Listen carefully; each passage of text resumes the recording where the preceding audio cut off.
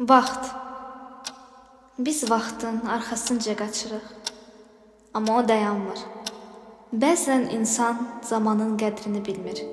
İtirəndə isə peşmanlıq hissi yaşayır. Həmişə arasa tələsirik. Amma nəyə görə? Niyə öz vaxtımızı mənasız işlərə sərf edirik?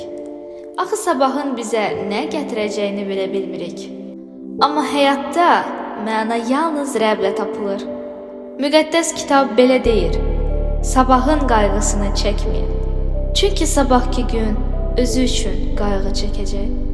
Ən önəmlisi isə vaxtını İsa Məsih ilə keçirməkdir. Rəbb ilə biz sakitlik tapırıq və ruhumuz rahatlaşır. Onun köməyi ilə ən sadə şeylərdə belə gözəlliyi görməyə başlayırıq. Bir anlıq dayan, dərin nəfəs al və tələsmə.